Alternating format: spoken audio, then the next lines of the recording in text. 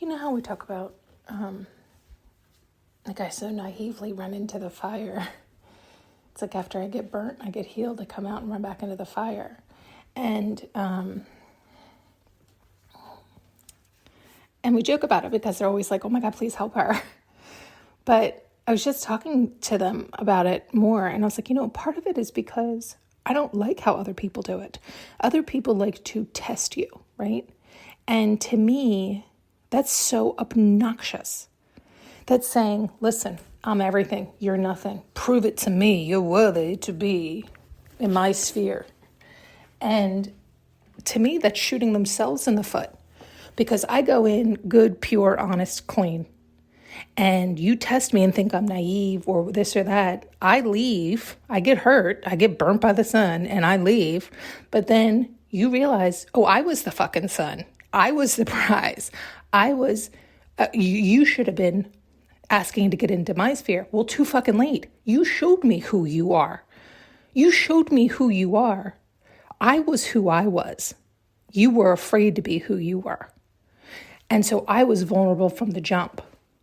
And again, we've talked about this in depth. You got to be careful. I couldn't be as naive as I was being. And yet, stepping back, just giving you the broader strokes of it and why my mind thinks like this is because I don't think I'm better or worse than anybody. And I do love myself, and I want to have good connections, and I've had to learn, don't just let anybody in, which could speak to what I was speaking about earlier about don't be so obnoxious, but it's not that. It's just having more discernment, I suppose. But I'm trying to explain it to you in a way where, because I feel like the large majority of people I've come in contact with are the opposite. They completely have like a defensive wall up and they're completely untrusting. And I was the complete opposite.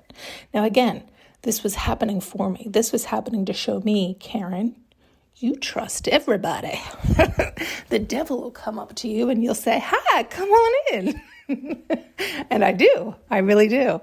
And I'm not afraid of the fucking devil.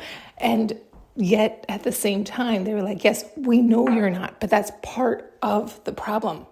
It's not that you need to be afraid of the devil. It's that the devil is not worthy of being around you. Do you see what I'm saying? Like, it's not that you need to have any fear. You don't need to have any fear. And yes, it's lovely that you let the devil in, but it's not lovely to you. Like, you can have better around you than devils. Does this make sense to people? It's really cute how they're showing it and kind of funny. I'm trying not to. Sorry. I'm really trying not to stop and crack up. So it's just question yourself, like, again, it's always happening for us and we're all calling in what we need to learn, right? So I needed to learn that.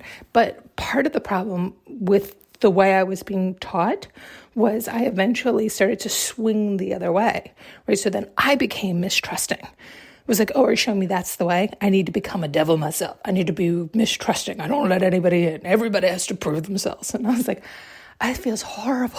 I hate it. I don't like it, right? And I don't like being so naive that I'm getting my heart smashed left, right, and center by people that shouldn't have had my heart in their hand. Do you see what I'm saying? Like, how'd you get my heart in your, who, how, what? Who put blinders on me? How do you even know my name, right? Like, what the fuck? And so it was like, you have to have that balance. It is that balance, but I still like it from my original lens. Like, I like to be more skewed that way. Okay. I'm trying to spit it out clearer so it makes sense to people. Think about how you are, right? You could be one extreme or the other. You could be the extreme where you think you are so fucking spectacular that anybody new you meet, they better prove themselves to you because you're so special. They want to be your friend, right? We know people like this. And they might be good people once they let you in, but they're real bastards when you're out. And you can see who they are. That's their character. Now, that's also showing you they have fears, they've been hurt. We can break it down. But it's also showing their arrogance, right? It's also showing like how, the mask they're wearing, all these things. And so I don't like that. It doesn't feel good to me. I don't like that. I'm a nice person and I like to be nice to people. Now, if people come in with guns blazing, like I met this woman the other day, she came right up and she started shooting questions at me and I had to like slow her roll. She's a stranger. And I guess like maybe she's known by others in town. Like in other words, she's one of these people, she thinks she's somebody and she had the right to come up to me and shoot off a bunch of questions like I should have known who she was or given her any, was like, you're a stranger to me. You're no better or worse than anybody else. I don't know who informed you otherwise, who gave you authority to come speak to a stranger this way, but I had to walk her down. I had to really walk her down. And by the time she left, she was walked down kindly, but she was walked. And that's the thing. It's like people have to hear themselves. They don't hear themselves. And we all do it. We all do it. But some of us perpetually, right? Like some people are just that way. They cannot hear.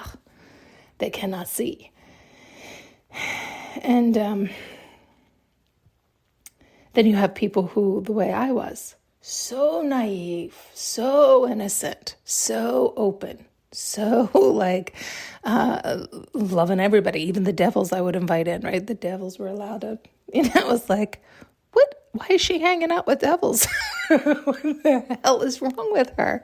Right? And so it was a lot of like, okay, all right, okay. Lots of lessons to be learned here. We have to get this child back in balance. And so, it's a lot to continue to learn and continue to juggle because it is challenging because it does feel like juggling when it's still not the dominant pattern or the dominant way of who you are or how you are, right? And so the dominant way my whole life is just to be nice and love everybody. And so it's challenging not to slip back into those ways. I have to make the balanced way more dominant. It's like just being more discerning on when I can let my guard down and with whom. And so how did you start off this? I'm starting to get tired. I think they started off showing how there's a lot of people who have started off treating me poorly and keeping their guard up as if they were the prize. And so I walk away because, the guard is up, the gate's locked. And they're like, once I'm gone, they realize, oh my God, she was the one we were supposed to let in. She was the one who would have fixed it all. She was the one who would have. And it's like, too late. Remember, you wanted your gates up. You wanted your guard up. You wanted to be the asshole. You were the prize, remember? So you're stuck with yourself. Enjoy. Enjoy. Right? And so it's like that was what you chose. And so that's what I mean by the extreme. Like you have to, it's like everybody has to have their own discernment and they have to learn and they have to balance and they have to figure out all these lessons on their own. But consider that, right? I do know, that was a big lesson for me again. And so I think it was also all those people who were putting swords in my back also had to recognize whose back were you putting swords in? Oh my God. Right? Like they have to learn the opposite lesson. Like we call in the opposing. It's like we have to learn. So for us to learn to see, we have to see the other. But that doesn't mean like to be like the other, right? Like I had to learn because I ended up being like that. I started to be like, okay, I won't let anybody in. I'll mistrust everybody like everybody does to me. Everybody's an asshole. That's what we're going to do. We're defensive towards everybody. And I was like, oh, this feels horrible. This is a terrible way to be. And so you have to, it's like sometimes you do have to go to both extremes to feel them, to see them, to experience them, to understand why the other people are like that. But you have to learn only your lessons so that you can be tempered. You can be, in balance and and decide. You have to decide where your balance is, where it feels best for you, and the pros and cons of both.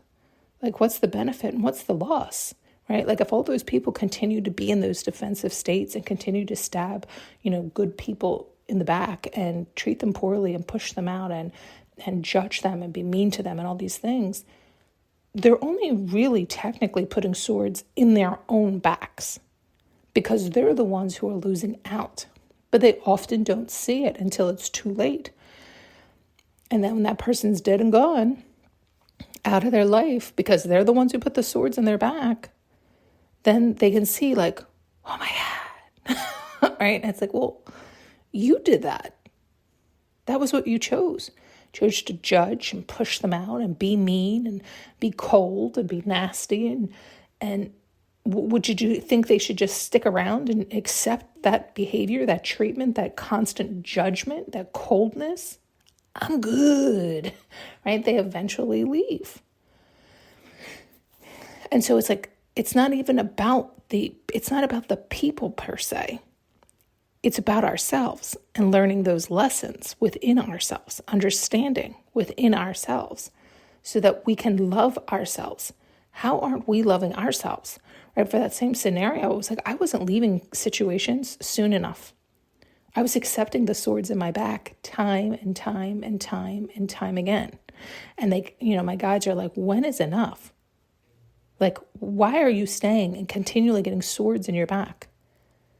They had to learn their lessons too. Yes, they have their own wounds. They have their own problems. They have their own whatever. So it's not, yes, they're maliciously stabbing you in the back, but they're also like hurt. They're like, delusional in their own head, their own stories, their own confusion.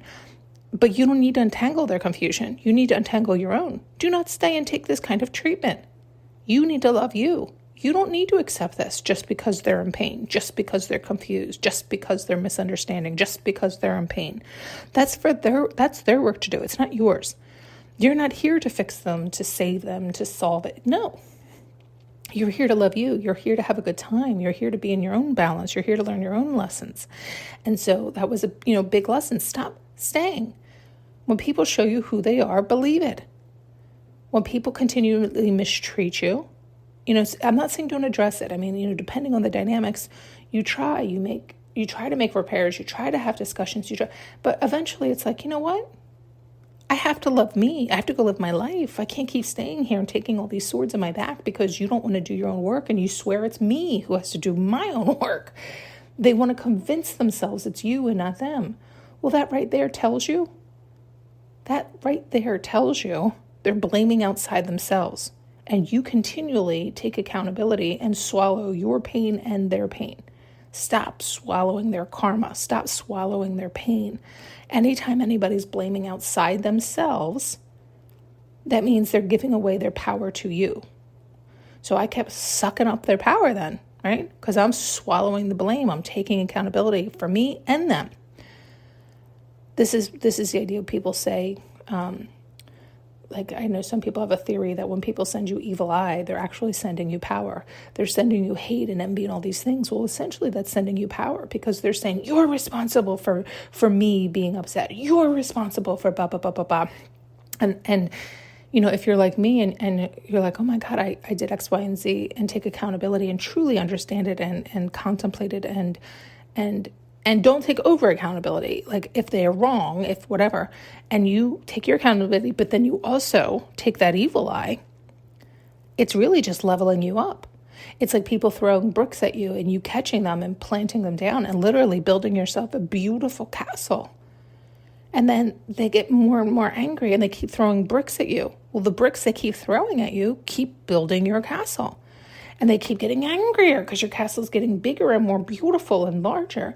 So they keep throwing bricks and you keep going, God, this is phenomenal. Thank you so much. These bricks are really building me a beautiful castle.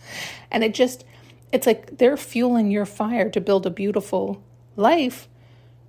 And it's like they're causing their own belly to get angry. So they keep throwing bricks, which is making them angry that you're taking those bricks and building a castle.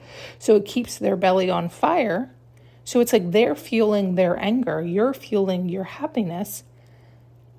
Do you see how that works? And I can feel a bunch of you being shocked and upset about this. And this is why you turn within. Turn within. Love yourself. Why are you looking outside yourself? Why would you be jealous or envious of anybody outside of you? If you want what they have, if you want to be who they are, do what they've done. Live their life. Go through their experiences. A lot of people say they could, they would, and then they get stuck in those positions and they're like, fuck, and they give up. That's what happens. You say fuck and give up. What is it? There's like you have to drink out of their cup, because that's what it is. You just see the end result. You're like, I'll do whatever it takes. And then it's like, okay. And you start to get tested. You don't realize you're getting tested, but you're starting to be put in all the same said scenarios. Well, you can't get through those said scenarios. You can't see your way out. Next thing you know, nothing's changed. Well, nothing's changed because you couldn't pass the test. You said you wanted X, but you can't get to X. You can't even get to B. So it's like you have to be able to be loving and kind to yourself, strong enough within oneself, and love oneself. Do it for oneself. We could go on and on. I hope you heard that. I mean, it always boils down to the same message anyway. You have to fully love and accept yourself. Stop looking outside yourself. Thanks so much for tuning in and listening. You can now purchase an audio journey with me using the link below.